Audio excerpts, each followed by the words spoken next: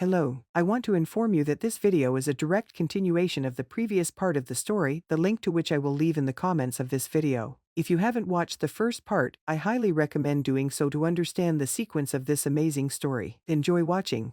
Dylan picked her up, and they set off for the picnic, enjoying the wind and music in the car. Scarlett relished the views outside the window, while Dylan smiled as he looked at her. When they arrived at the lake shore, Dylan opened the trunk to get the food and grill. "Do you like this place?" he asked. "It's just wonderful. I'm thrilled," Scarlett replied. Dylan offered fruits and vegetables while he started preparing the meat. "It'll be crowded here in the summer, but now we can enjoy the seclusion," noted Dylan, thinking about the upcoming swimming season. "I don't know how to swim. They didn't teach us that at the orphanage," Scarlett revealed. "No problem, I can teach you in the summer," Dylan suggested. Meanwhile, Scarlett was cutting vegetables and preparing snacks, arranging them on plates. In between, she watched Dylan skillfully cooking meat on the coals, enjoying the aroma of the nearly finished kebabs. It was a beautiful day. They were having a great time, enjoying delicious food, listening to music, laughing, and simply conversing on various topics. Dylan no longer touched upon the subject of their past lives. She felt at ease and comfortable around him. At some point, the guy fell into thought and looked closely at Scarlett.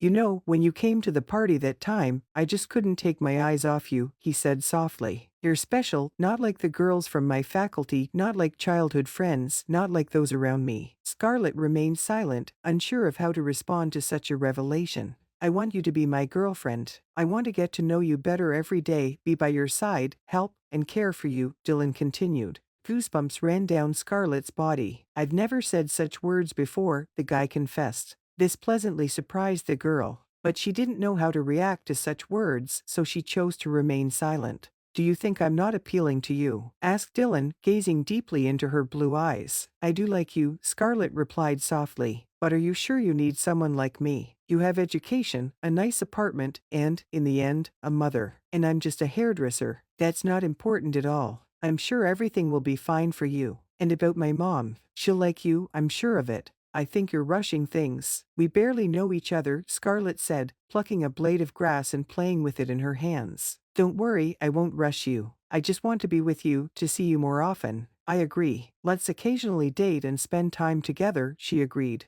They smiled at each other and the tension slowly dissipated. Dylan drove Scarlett home after dusk. To her surprise, Scarlett hesitated to get out of the car. She enjoyed being close to him and didn't want to say goodbye. Dylan silently looked at her, then took her hand, drew closer, and kissed her. When she opened her eyes, he was smiling at her. Goodbye, she had to part, but he didn't let go of her hand. "Yes, goodbye," Scarlett whispered softly. She returned to her apartment, sat on the couch, and closed her eyes. A dense silence filled the room. She didn't want to turn on the TV or even switch on the lights. Over and over again, she felt Dylan's kiss on her lips, and an irresistible, soft, warm happiness filled her from within. 6 months passed. Dylan successfully defended his thesis and started working at a publishing house. During this time, Scarlett's mother expanded her client base at the beauty salon, attracting regular visitors who insisted on being attended to by Scarlett. The salon owner often praised the girl. "You're talented, Scarlett," she said.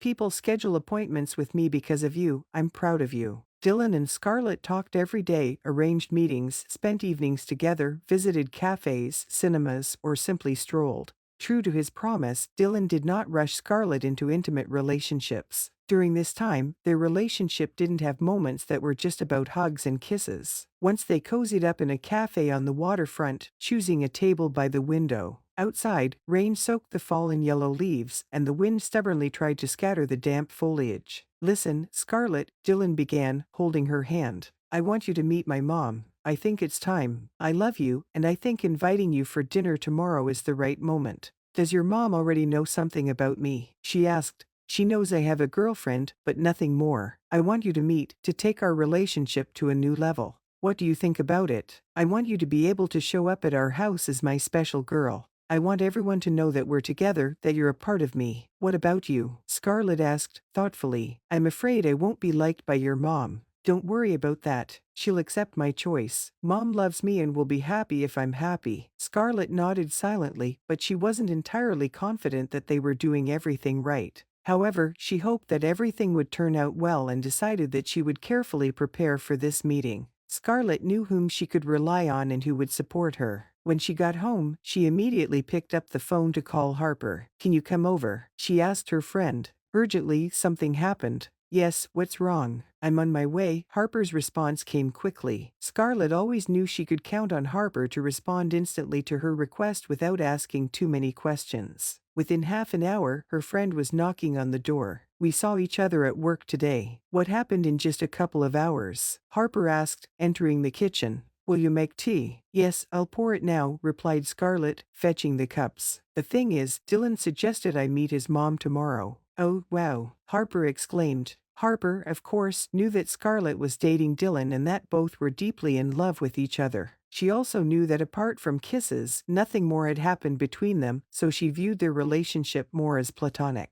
She was surprised that Dylan was taking such a step, introducing Scarlett to his mother. Usually, in such cases, things went differently. Couples spent more time together before meeting each other's parents. Or they met when the situation was more serious than just having dinner at home. "Yeah, he said today that we have dinner at their place tomorrow. I'm so nervous," confessed Scarlett. "Oh, really? Do you think he's immediately suggesting you live together?" Harper exclaimed, waving her hands and rolling her eyes to the ceiling. "I thought something really significant had happened, and here it is just dinner at his place." "Well, he'll ask you some questions. And what? That's normal. That's exactly what worries me. I'm afraid I'll start lying, like saying my father was a criminal, my mother drowned in alcohol, and I grew up in an orphanage," said Scarlett, resting her palms on her temples, trying to calm her racing pulse. "I don't want to talk about this. It's better to avoid the questions, or say that they died. Often that stops further inquiries." "But that's a lie," objected Harper. "Starting a relationship with deceit isn't a good idea." "Yes, but I didn't lie to Dylan about my parents, I just didn't tell him. He noticed it's a difficult topic for me and didn't bring it up again." "So what do you think? Maybe his mom is also hiding something from him."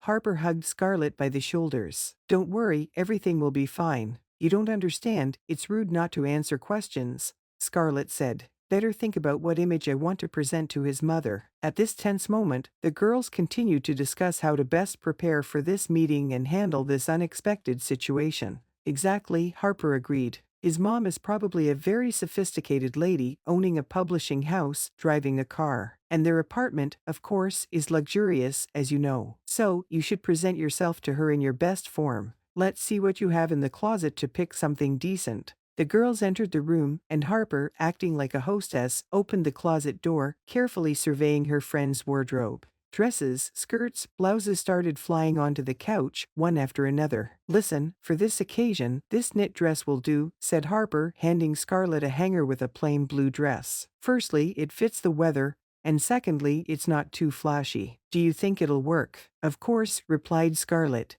"Pay more attention to the overall look. Apply light makeup, and everything will be great." Her friend seemed pleased with herself. As usual, she finds a way out of the situation and is proud of it, thought Scarlett. "Harper always finds the problem and its solution," she said aloud. "It's a little nerve-wracking." Scarlett continued to hesitate. "Don't get nervous. All that's left for us is to choose a wedding dress," joked Harper. "Oh, come on, enough with the jokes. But seriously, does he immediately want to introduce me as a future bride?" "You act like you're from another universe, all guys do that," Scarlett said. "No, you haven't had this yet because you didn't want it. Dylan has wanted this for a while, I'm sure," said Harper. "Stop cornering me." Scarlett shrugged off her friend and pressed her cool palms against her warm cheeks. On one hand, Scarlett was grateful to Harper for her support, but on the other, her friend's frankness always bewildered Scarlett, making her blush. Nevertheless, she agreed with the advice regarding the dress, setting it aside while returning the rest of the clothes to the closet. The friends headed towards the hallway. "All right, I'll run along," said Harper, kissing Scarlett on the cheek. "Don't forget to tell me how it all went later, okay?" "Of course. Who else can I tell?" replied Scarlett. Scarlett closed the door behind her friend and glanced at herself in the mirror. Why did Dylan have to come up with this introduction to his mom? She thought, maybe it would have been better to just stay together alone all these months. Scarlett, without this. Dylan returned home, opening the apartment door and loudly announcing, "Mom, I'm home." "I'm in the kitchen, dear. Come eat," Luna replied. "You must be hungry." He sat at the table, and in front of him was a plate of fried potatoes and sausages. "Sausages again," Dylan remarked discontentedly. "You cook so well." Why don't we try something else? Don't grumble, please. You know I don't have time to cook right now. Luna patted her son's shoulder. Work comes first. But tomorrow, I'll make something special, I promise. What's the special occasion tomorrow? Luna asked, pouring tea for her son. Well, tomorrow, Mom, I'll introduce you to my girlfriend, Dylan said solemnly. Luna smiled, resting her chin on her hand.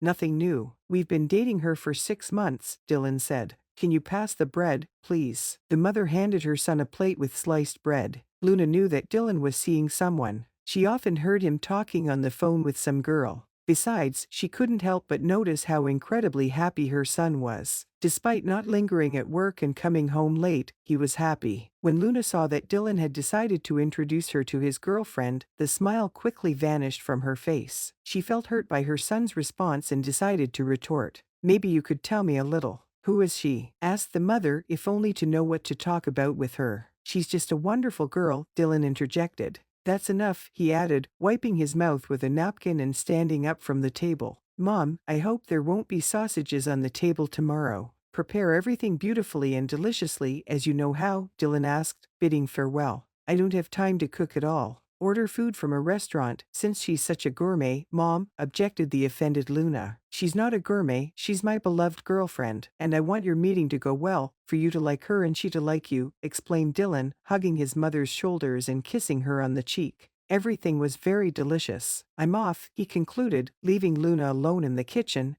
bewildered. Luna quickly finished washing the dishes, this time spending a few extra minutes at the table lost in her thoughts. Her boy, who always seemed so small, had grown and changed, turning into an independent young man who no longer saw her as his primary support but rather perceived her as some kind of stranger. Confronting such a change was inevitable, and Luna felt that this moment would come sooner or later. Thoughts raced through her mind about how time was speeding by relentlessly, and soon her son would be able to start his own family, while she herself would face the new role of being a grandmother. She understood that these events might only happen in the distant future, but finding herself on the threshold of a new era and meeting the woman who had captured her son's heart felt entirely new and unexpected. Jealousy tormented her heart, but Luna Ilyinishna resolutely didn't want to disrupt her relationship with her son because of it. The evening passed incredibly quickly, and Luna had to find time to prepare dinner despite the commotion. It was simply impossible to go to the stores in search of groceries. Taking care of the dishes, she sat down at the table, took out her smartphone, and opened the website for grocery delivery service. The next day, she invited her secretary, Eva, into her office. I'll be leaving earlier today, the boss announced. Keep an eye on everything here and don't forget to close the office. Is something wrong? Eva inquired. Yes, today Dylan will bring his girlfriend to meet me. I need to prepare dinner, Luna replied. My goodness, congratulations. But for what? Ava expressed her dismay. I have no slightest idea who these girls are and what they want from my son. They are so well known. She, you know, scares and raises concerns. Oh, how many fraudsters there are around, targeting young successful people, Luna sighed. You're absolutely right, Luna, Ava nodded. I'll do everything possible, I'll handle the situation, take measures, Ava reassured her boss. Then, she took her purse, retrieved the car keys fob, and left the office. Ava stood there in the office, lost in thought. She had long felt a moral attraction towards her boss's son. Ava constantly tried to show him attention, bringing coffee, treating him with her homemade pastries, trying to please the guy. He thanked her but didn't show particular interest in the girl. She believed that with time, she would win his heart, but now all her hopes were crumbling. When Luna heard the sound of the opening door, she quickly took off her apron and hurried to the hallway. Before her stood her son, holding the hand of a girl in her 20s. The son's friend smiled shyly. Mom, meet Scarlett, said Dylan. Scarlett, this is my mom, Luna. Very nice to meet you, the girl said, trying to steady her voice. Dylan's mother carefully examined her, waiting for her son to help the girl take off her coat. She was wearing a simple blue knitted dress, long brown hair cascading over her shoulders. Luna noticed that her son had good taste, the girl was genuinely beautiful and carried herself modestly. At some point, Luna even sighed with relief. Scarlett, in turn, saw before her a beautiful, statuesque, elegantly dressed woman. She must have been around 45, but she didn't look a day over 40. Come into the living room, Dylan's mother offered. I'll be right there, I still have something hot in the oven. Scarlett, come in. Make yourself at home. Don't be shy. Dylan nudged the girl toward the open doors to the hall. It was her second visit here to this house, although the first time was at a party. But today, the room looked completely different. In the center of the space, there was a beautifully set table illuminated by a large crystal chandelier with many dangling drops. Silence filled the air. "Don't worry," Dylan whispered into the girl's ear, "I'll help you take a seat at the table." "Mom, we don't need your help." Luna was already heading to the living room, carrying a dish with roasted meat. "Sit better at the table," she offered. For a while, silence filled the room. No one knew how to start the conversation. The mother was the first to break the awkwardness. "Dylan, sweetheart, take care of the guest and me. Put the salad," she smiled at Scarlett. While Dylan diligently arranged the food on the plates, Luna decided to initiate a conversation with the girl. "Scarlett, tell us about yourself. What do you do? Are you studying at university?" the mother asked. "No, I'm already working," the girl quietly replied. "And you, Dylan's mom, do you work?" Dylan interrupted the girl's response. "She's a hairdresser at a beauty salon. Very talented, highly regarded at work." "No, unfortunately," Scarlett replied. "I took hairdressing courses and started working right away." The mother's gaze became ambiguous. Her initial impression of the pleasant-looking girl was starting to change. Luna expected Dylan's companion to have an education or at least a respectable profession. Instead, she discovered she was a hairdresser. "And who are your parents? What do they do?" Luna inquired further. Scarlett remained silent, lowering her head. She expected such questions, but answering them turned out to be very difficult. "Scarlett's mother is absent.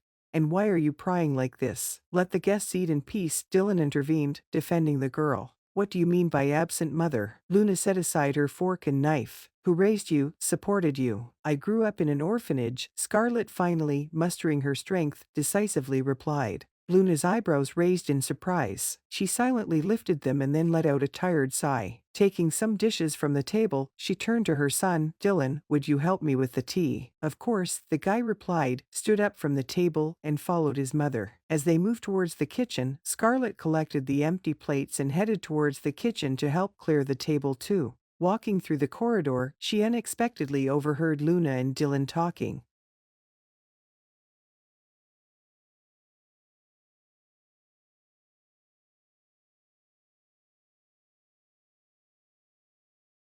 "But I love Scarlett," the guy argued. "Over my dead body, do you understand? I won't let you ruin my life by tying her to this." Suddenly, they both noticed Scarlett in the doorway, holding the plates. The girl took a few steps forward, placed the dishes on the table, and said, "I've cleared the table," then turned around and walked away. "Mom, you should have shown a little tact," Dylan expressed his discontent. "You don't understand, she's my girlfriend," Scarlett's voice echoed. The door lock clicked loudly, and Scarlett left, slamming the door. Dylan rushed after her, throwing on his jacket and hat on the fly. "Scarlett, wait," Dylan shouted, catching up with her in the yard. "Wait, you promised," he continued, grabbing her, turning her towards him, and holding her tightly. "I won't let you go anywhere," he said, his gaze fixed on her eyes. "I love you, and I will never enter your house again," the girl said quietly. "Don't pay attention. My mom just hasn't understood you yet." He started kissing her cheeks, moist from tears, feeling hurt by the woman who had smeared Scarlett from the very beginning of their acquaintance. With salty drops on her cheeks, she cried like a child unjustly hurt.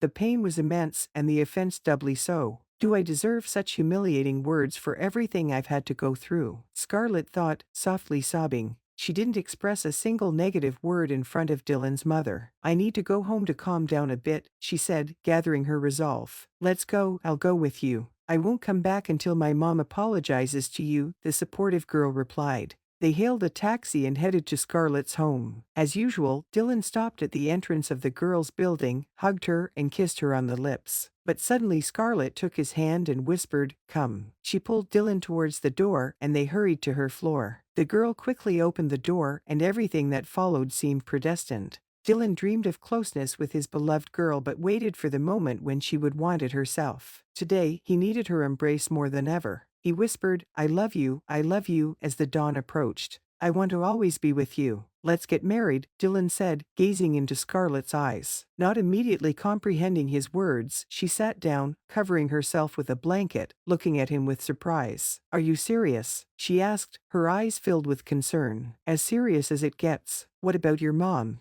he replied, looking into her eyes. What does my mom have to do with this? Scarlett wondered. She has her own life. I'm an adult, self-sufficient person. I have a good job, and will live just fine without her help. Scarlett threw herself into his chest. I love you so much, she whispered. The entire next day, Dylan and Scarlett spent together. They cooked lunch, strolled through the streets of the residential area, kissed, and felt complete happiness. After returning home from shopping, Dylan and Scarlett started preparing dinner. Suddenly, the phone rang. That's mine, said Dylan, heading to the room to answer the call. Sensing something amiss, Scarlett sat down on a chair, trying to make out the conversation from the kitchen. The girl understood that Dylan's mother was calling. And they won't come back until you reconsider your relationship with Scarlett, she heard when he answered the call. Stop yelling. I'll come to work tomorrow as usual, Dylan replied. He returned to the kitchen and saw Scarlett looking downcast. So, darling, everything is fine, we're together, he reassured her, embracing her. Then, out of the blue, he lifted her up and twirled her around. Am I not getting fed in this house today? Scarlett joked, laughing. She felt relieved because Dylan wasn't going to yield to his mother's first call and didn't leave her after their conversation. The next morning, Scarlett was preparing breakfast, but Dylan declined, saying he'd just have a cup of coffee and needed to stop by home to change before work. And in the evening? Asked Scarlett with concern. After work, I'll pick you up, we'll go to the beauty salon, and then either to my place or yours. Don't you like my constant presence in your apartment? Dylan smiled. Dylan kissed Scarlett and hurried off. When he returned home, his mother was already gone. She had left for the publishing house. After changing, he grabbed a folder with the manuscripts he had been working on. He rushed to the office as well. In the corridor, he was greeted by Eva, the secretary. Dylan, hello. Would you like some coffee? I can bring it right away, she offered. No, not now. Sorry, in a rush, replied Dylan, heading towards the editorial department's office. Deadlines were looming, and he was eager to finish a major project to spend the evening with Scarlett. A few minutes later, the internal phone on his desk rang. Dylan, please come to Luna's office, he heard Eva's voice. Yes, she's calling for you. Stacking his documents in the folder, closing files on the computer, Dylan headed to the reception area. He opened the door to his mother's office. Hello, Mom, he said, noticing papers on the desk. Well-mannered people greet first, Luna said sternly, without looking up from her work. They don't call their son's fiancé an upstart and an orphan. They don't insult people they know nothing about, and they respect the choices of others. Hello, Mom, Dylan repeated. Luna raised her head and looked closely at her son. Mixed feelings were evident in her eyes, love for her son and jealousy towards the girl who could potentially occupy a place in Dylan's heart that belonged to his mother. Dylan sighed, feeling excitement and tension within himself. He understood that this conversation was a pivotal moment for his relationship with his mother. He looked deeply into her eyes, trying to convey his sincerity. Share your impressions of this story in the comments. Follow the link in the comments of this video to watch the next part of this amazing story.